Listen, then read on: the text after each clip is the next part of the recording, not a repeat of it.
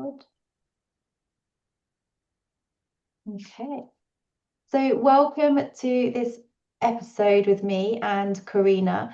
You may have seen Corrina with me before, who is our Feng Shui consultant, and you are welcome to watch some of the other Feng Shui episodes that we've done that really introduce you to the modern day Feng Shui that Corrina has introduced me to, and it's such a beautiful experience to go through. So please do go and have a look at those.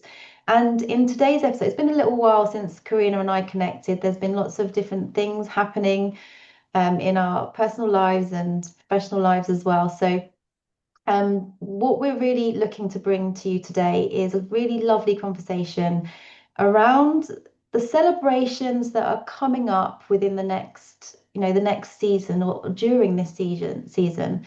So we're going to have a look at some of the areas of the Christmas season as well. And for those that don't necessarily celebrate these typical celebrations, there's also some amazing ways that we can bring more calm and harmony into our homes while we're navigating this particular area in this season. Because this time for me, particularly, I know that it's always a time for rest and reflection.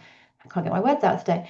And also the connections that we tend to make. So it is a really beautiful space to have to navigate when we're looking at Feng Shui to bring harmony and balance into our lives to help support our mental, emotional, and physical well-being.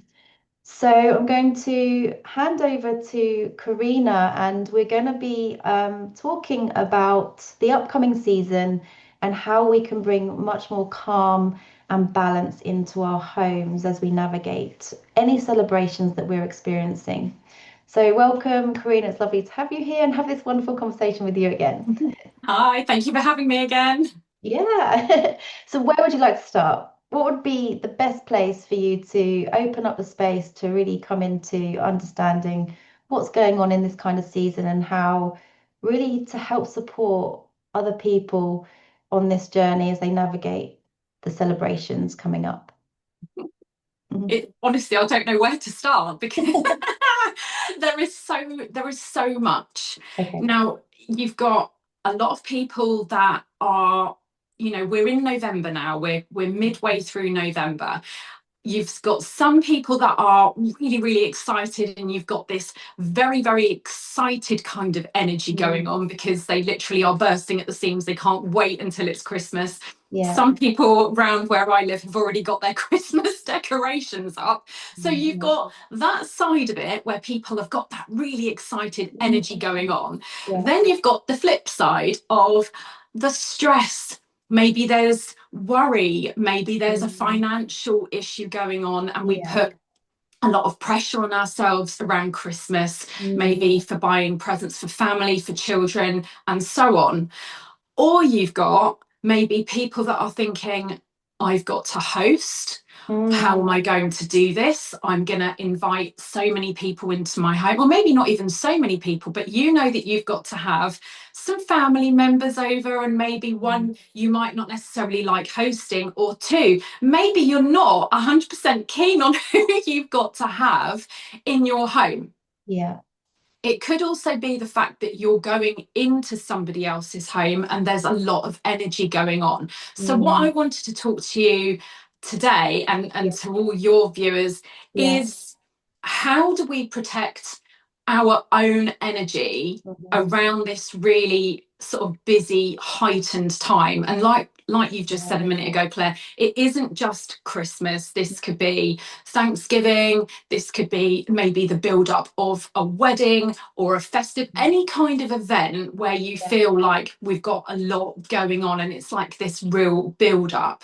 But obviously, because we are nearly in December and we both celebrate Christmas, I wanted to talk to you more about some of the do's and don'ts, certain colours and things like that that can actually heighten arguments, tension, and bring in a bit of anxiety. So Amazing. that's what we're going to talk about today. That's cool. So let's focus on that particular area because I'm sure other things will unfold as well as we do that.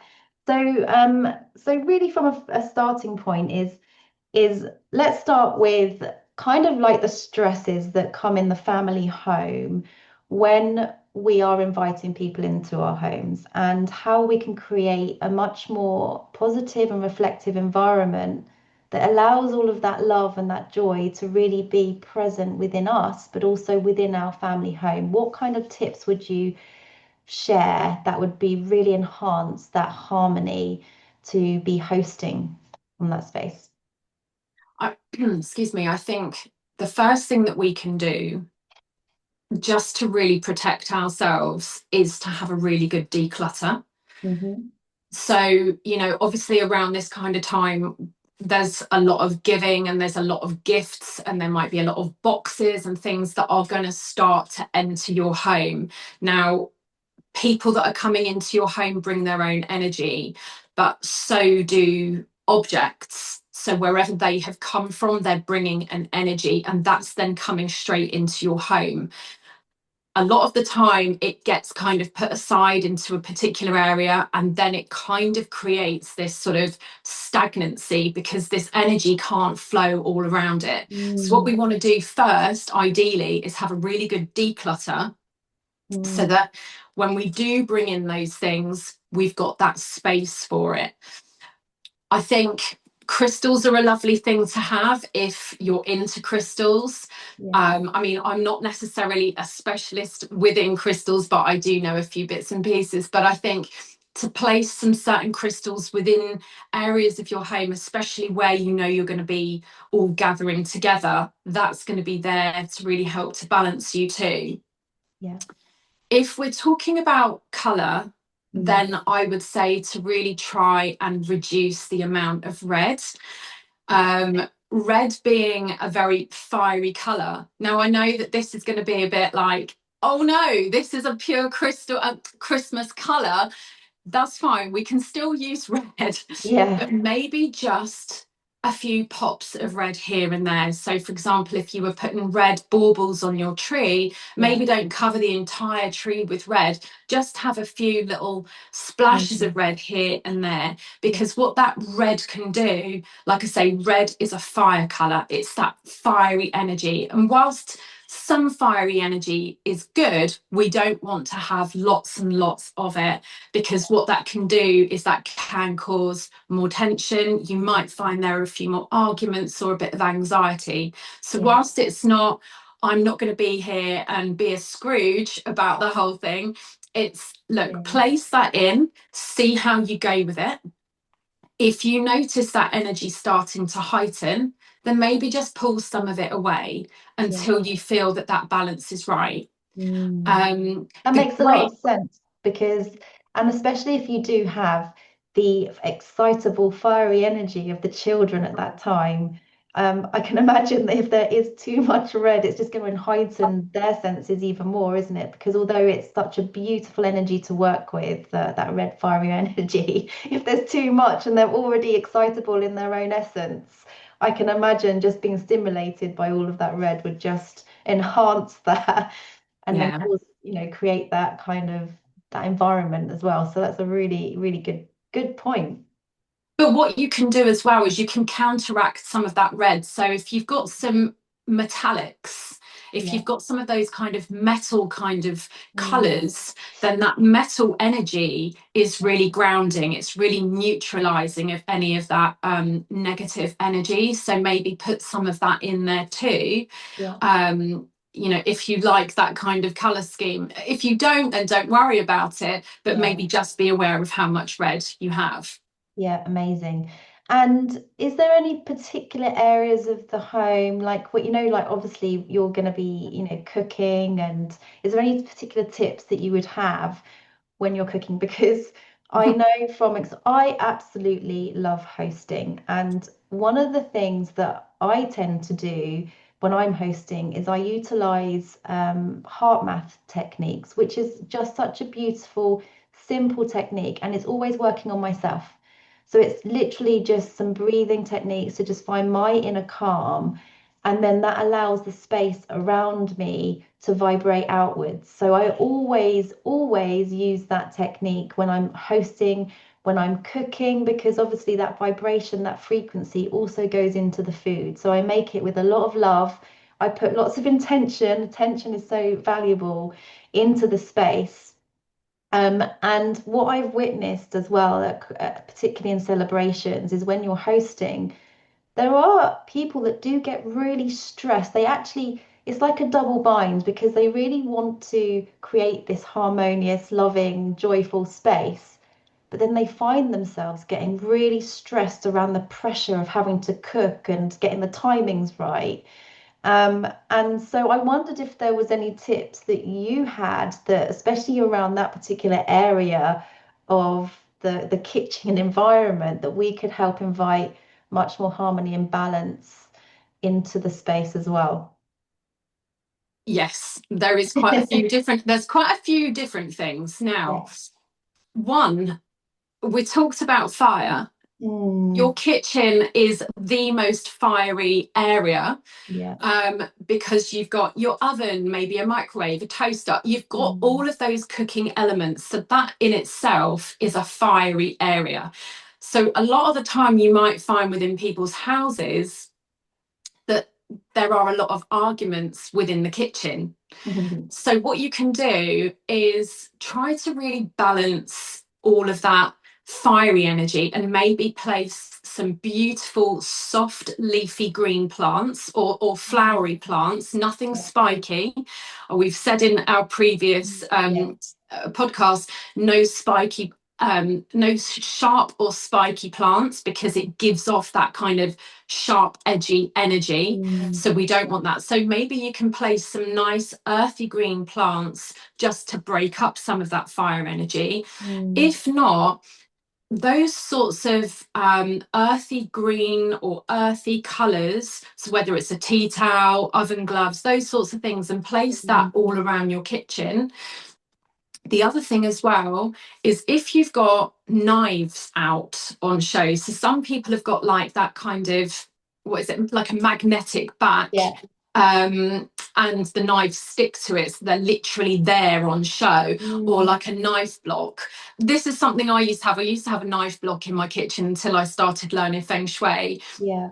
This, because of the knives being out, obviously they're sharp, they're dangerous items anyway, so it's giving off that sharp energy. So if you Yeah. can just even place those knives in your drawer, even if you Mm, if you want to keep it forevermore, then fine, but even if it's just around this period of time, pop yeah. those knives away.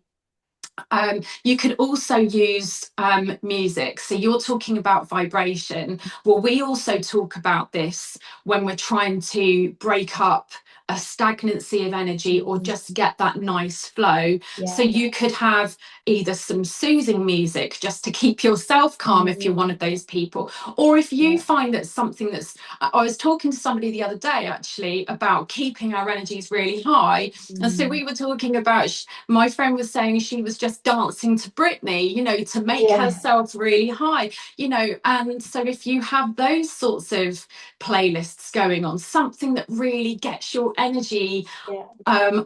high, then place like a stereo in your kitchen so that it breaks up that Mm, energy, but it keeps you feeling really good too. What, and I know this is really this it can be a bit difficult because at Christmas time we're sort of using every single hob or burner and all the oven mm, because we're cooking a million things. But as soon as you've finished using your 4 burners or your hob, mm, try to clear it. Try not to keep everything out on your hob, because this is your money and your wealth area too. So whilst we've mm, got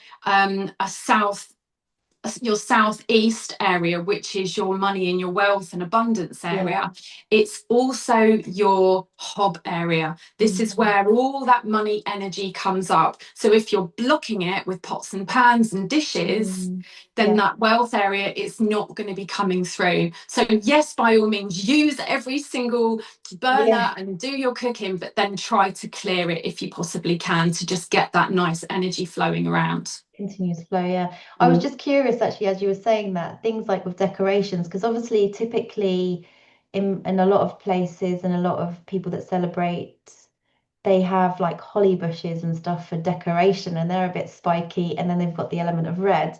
But then I was thinking the more, I mean, I tend to quite enjoy, I love making my own decorations, and I use what's in nature. So things like the pine cones Yeah. bring kind of like a really earthy, for me, that feels like a very earthy, grounded energy, and almost like some of the Scandinavian type feeling, because it has, that's what has elements of red, and then it has the wood and the coolness kind of around to bring some harmony. So I was just thinking about decorations could be that some of those kind of earthy type elements, and also using nature, like the dried oranges. And Mm.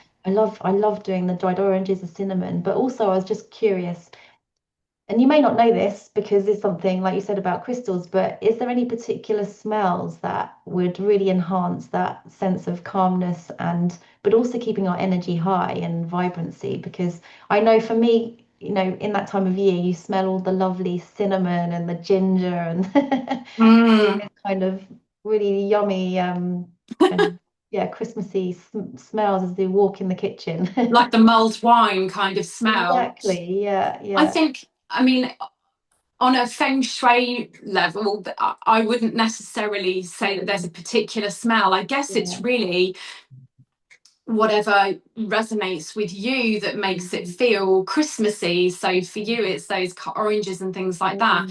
yeah. Some people, it's like the smell of the burning fire if you've got a log burner. Yeah. I think it just really does come down to the individual. Mm, The one thing I would say is if you do have scented candles, mm, or you burn what they call incense sticks, try yeah. not to do this in the center. Don't do this Yeah. in the center of your home, Oh, because that's burning, because the center of your home represents your health, your yes. mental health, your well-being, and your Yeah. self-acceptance. So if you're burning that candle, it's kind of like representing burning off that good health energy, that good mental Mm, health energy. So place them anywhere else, but ideally not in yeah. the center. But Yeah. whilst you are talking about scent and things like that, one thing that I would say that's really, really good for before and after your Yeah. family come round, not necessarily immediately before they come round, Yeah. but if you've got a smudge stick or Mm, yeah. sage the house, get rid of all of that negative Mm, energy, and so that you're literally clearing all that energy before people come in. Now if you mm, think, do you know what, this is too strong, you can actually get little sage sprays. they mm, they do smell completely different to like the incense burners. yeah. And then you're literally doing that ritual. So you do it Mm, before and after. And I would say if you're going to do it at any point, do it after. If you only want yeah. to do it once, do it after. So you Yeah. clear the energy of those guests and Mm, everybody that's been in your home. yeah. But I think, yeah, when it comes to a smell, I think it just comes down to the individual. Person. Yeah. And I really love that as well. And I remember in the one of the other episodes you mentioned that when you someone leaves your home, it's really useful as well to open up your windows and just to let all of that energy flow back out as well, so that you can invite the newer energy back into our environments. Yeah. Um, and actually, one thing that also came to mind was I just because I remember you saying, and I really, this really hit home, and I was like, oh my goodness, that makes a lot of sense. Is about the fireplace. And not having, our family, we tend to have our family photos on the fireplace, and it never occurred to me that it can bring this fiery energy into the energy of the people that we have there.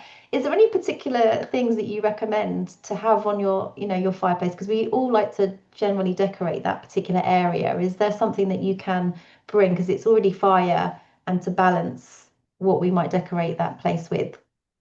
Yeah, I mean, not necessarily on a feng shui level. I mean, Mm, everybody's yeah. home is completely different. So I guess it just depends what you would need in that specific area of your home and what particular element. But Yeah. I guess, yes, if it's already quite fiery in there, then Yeah. anything that's quite metallic, so any metal elements, Mm, you could have sort of those. like bronze sculptures, things like that, anything that's Yeah. going to be really grounding, neutralizing, crystals too, because they're really earthy. Yeah. Some soft leafy plants, they're really beautiful as well, Okay. so that you can have that around there. But really, it just Yeah. comes down to what you want to put Yeah. around your fireplace. Yeah. But definitely, yeah, avoid the photos. Yeah. Um, and I know that there's a lot of people that do place these plants over their sort of mantelpiece where the leaves sort Mm. of cascade down. Yeah. But ideally, and they do look really pretty, so it's up to you. And if your Yeah. energy feels good, then fine, keep it like that. But ideally, we want this like growth going upwards, because it's Mm. representing this upward growth. Yeah. Otherwise, it's like everything's droopy. It's, Mm. you know, it's not a great energy if it's just going down. We want this high vibration, this growth of plants, and Yeah. always real. So remember, ideally, and as we are talking about Real. Yeah. Christmas and decorations, and obviously a tree, and Mm. I know that not everybody can have a real one. I don't have a real one because it Yeah. doesn't work for me. I've got a dog. You know, I know my children are a Mm. little bit more grown up now, but when they were crawling, I didn't want to have a real tree because of all Mm. the pine needles. So this is the only time that we'll Mm. sort of say, okay, we're going to allow for the fake tree. Yeah. Now, the reason why we say no artificial plants is because it's a dead energy. It's Mm. like it's pretending to be a plant. It's Yeah. pretending to give growth, and it doesn't. So it's kind of like that dead energy. It's a stagnancy of energy, so it's Yeah. not flowing. So just be careful where you place that Christmas tree. Ideally, Mm. not in the center of your home if it's a fake one, Yeah. because like I say, that's your health area. Yeah. But just be careful, just see how you go. Yeah. um but yes, I mean, like I say, we have to have a fake one. It just doesn't work for us to have a real one. But as soon as Christmas is over, we're literally moving things out of the way, so Yeah. just And what this really highlights as well, Karina, is really the concept of feeling what feels right for you as an individual. And that means to really tune into our inner selves. And that's about really knowing the space around us, feeling into the space around us. And sometimes we get so busy that we don't notice that where the energy is coming from. So actually being more curious about, oh, I'm feeling this really funky energy today. Actually, what's going on in my environment? Is my desk really cluttered? Has the kitchen just gone gone crazy? yeah. That can really help, can't it? So really starting to, in this kind of in this concept of the Feng Shui, is bringing this awareness to ourselves, acknowledging where we're at personally in that environment. And because we were talking about the social expectations that can be put upon us with hosting, with even going to see people that maybe that don't necessarily align with us, but really taking the time to reflect on our own energy and protect ourselves in that way. One of the ways that I really like to tune into is genuinely going into myself. And I love the mantra of Ho'oponopono. I don't know, have you heard of it? I think I might have. It's a Hawaiian mantra that Yes. has honestly been, I mean, I've used this for so many years, along with the heart math coherence, breath work. But Ho'oponopono for It's a me hard is one. it is honestly, it's like, well, yeah, trying, and my words are not flowing today. And it's such a beautiful way of bringing yourself back to presence and center. So when you are experiencing this energy of, oh, I just really don't want to go and see that person, or this is too much for me, I'm feeling really stressed. What you can actually do is activate this mantra, which is, I'm sorry, please forgive me, thank you, and I love you. And this is actually what you're saying to yourself. You're not saying it out there.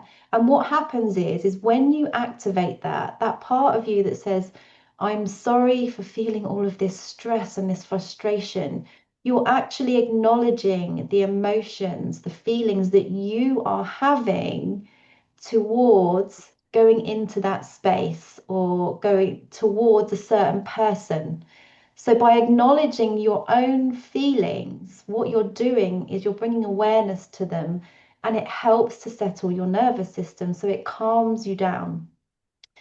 Once you say, please forgive me, you're then actually acknowledging the fact that, okay, I have these feelings, I accept them, and I forgive myself for having those experiences because we are having this human experience. It is perfectly natural that we don't always get on with everybody. Mm. However, there's people in our family that love to see them. The children, for example, love to see certain cousins or, friends, and we invite that space. So it's a really lovely way of bringing forgiveness within ourselves.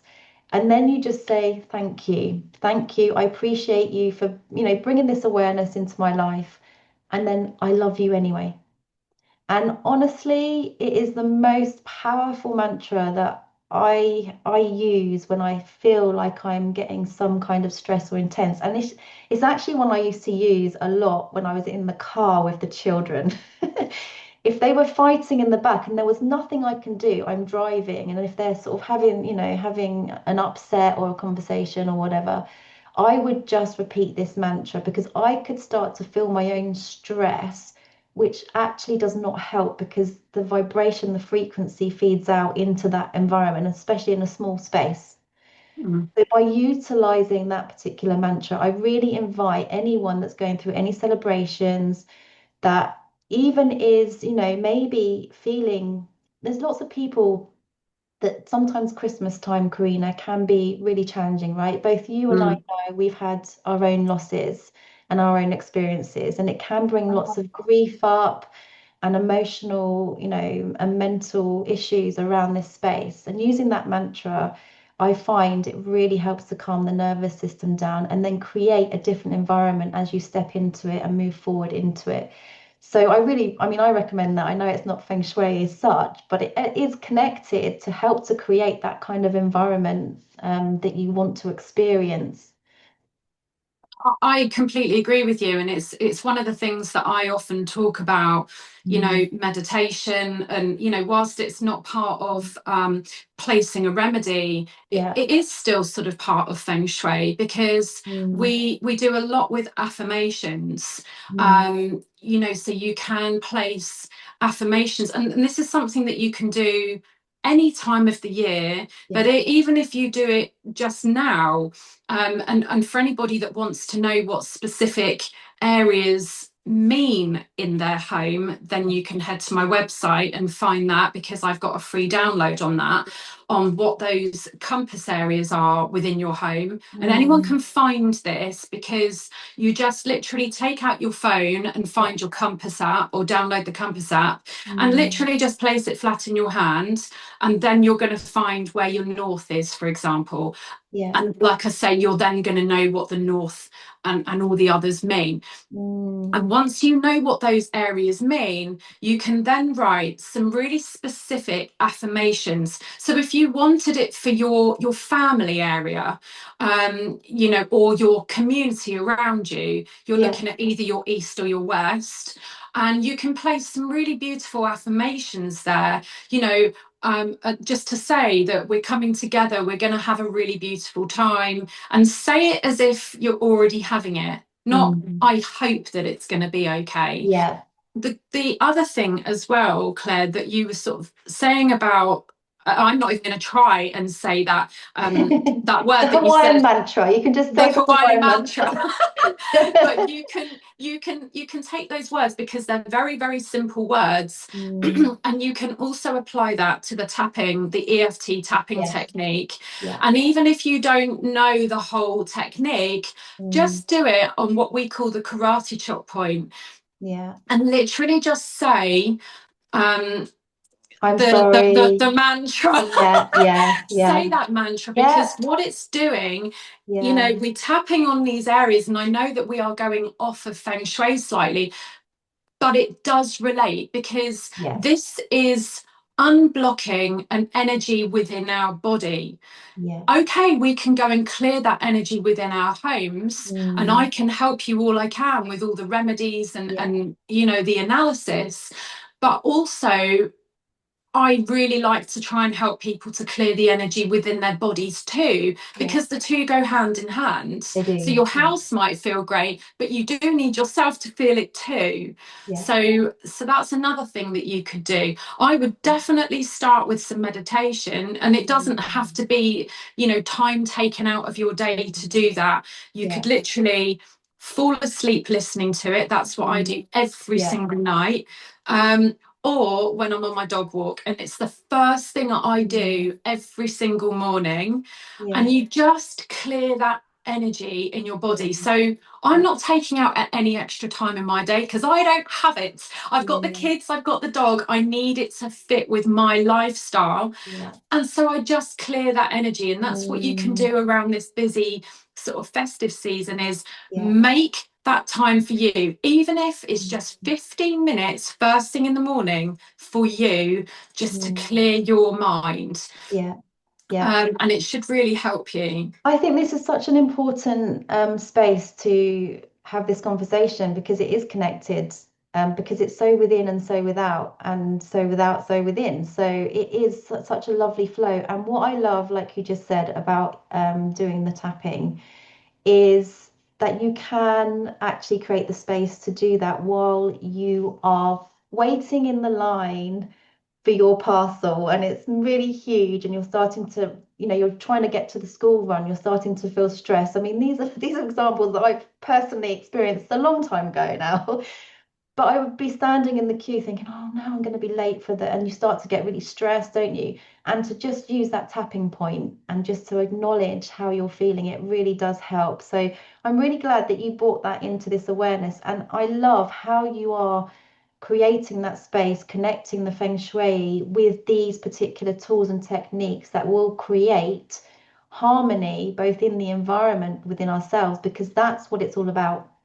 It really is about all of that balance for all areas of our life, because our environment, when you think about it, Corrina, and this really come home to me when I've been learning some other techniques recently, and we are so used to going into our home, recognizing, all the lovely things in our home, the kitchen, our lovely bedroom space, whatever it is, we recognize all those aspects of it.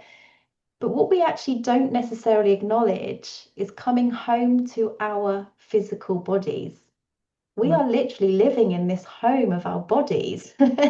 So why wouldn't we create this lovely space within ourselves to have the same amount of harmony and balance by acknowledging the home, acknowledging our heart space, acknowledging the fact that our lungs help us to breathe, all of those things that it does in its own natural way. It's so important. And I think that you bringing in the tapping really helps to acknowledge those parts of us, to bring in that sense of calm and balance within the home that we call our bodies, which then vibrates the frequency out into our environment as well.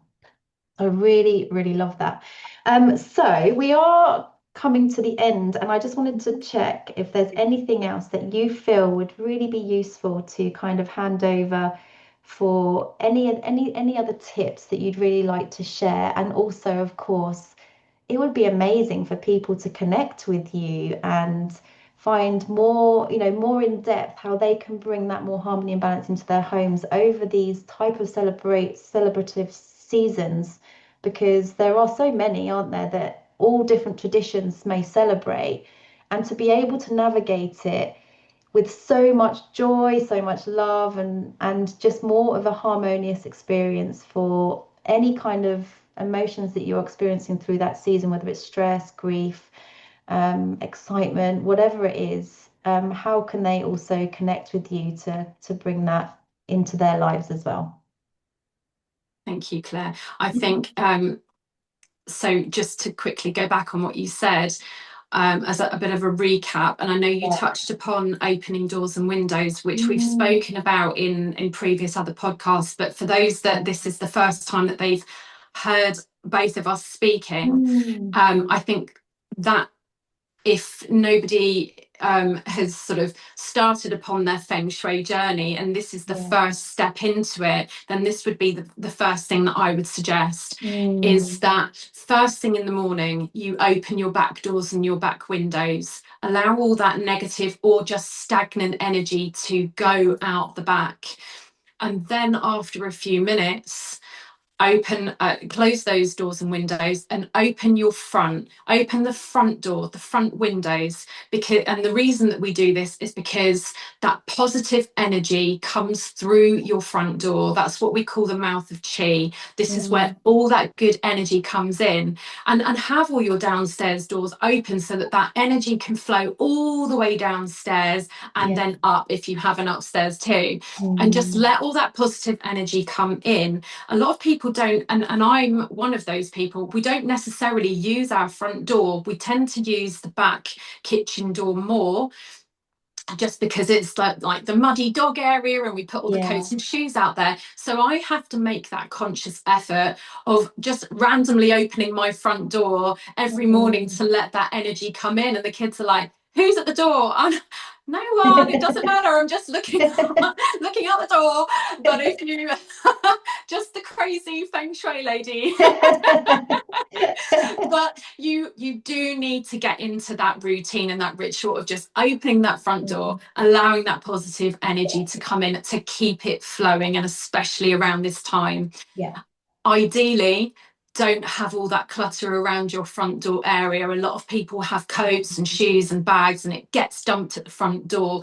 Obviously, if this is where you do hang your coats and you do Mm. place your shoes, maybe try to bring in some crystals around there, Mm. a beautiful leafy plant that's showing that kind of growth. The crystal will deflect any of that energy so it Mm. doesn't get stuck there around those shoes and coats, and it will allow it all to flow. Yeah. So I think that would be probably one of the first things that I would say if you want to make your Mm. start into Feng Shui with the energy. Yeah.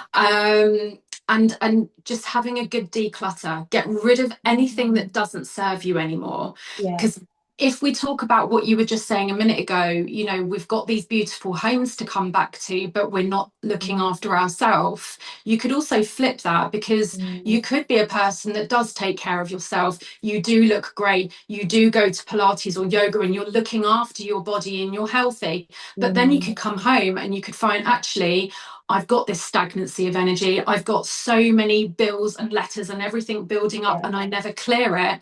And then Mm. you're wondering why, when you come home, you don't Mm. feel right. Because actually, I've got a lot of clients that when they're out of their home, they're feeling happy and they're feeling good. But when they Mm. come into their home, they can't put their finger on why they don't feel great. Yeah.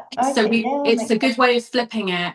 Yeah. So it's important to take care of both. Yeah. Um, Yeah. Great tips. so Yeah. Yeah. yeah, but how to get in touch with me, was you Yes. saying? Yeah. So I'm Facebook and Instagram under Guiding Stars Feng Shui, and I'll give you my website as well, Claire. So Yeah. that should be in your show Yeah. notes. Yeah, definitely. I'll put all the details to have how to contact Corrina. I really recommend that you really go and have a look at her work, because it is such a lovely way to invite this harmony and balance into our environments. And one of the things before we leave, I just wanted to reflect on, because one of the things that I really enjoy doing is when you were talking about decluttering, is actually we can also repurpose some of those things that we tend to want to get rid of. And Mhm. because we can think of it as like a reciprocity of giving back a different kind of energy where it is actually going to be used, Yeah, maybe, like rather than it absolutely. just being so stagnant. And what you're doing is you are inviting more space, aren't you, into your own environment to receive. So when we've got so much clutter, it means that we're not opening ourselves to be able to receive.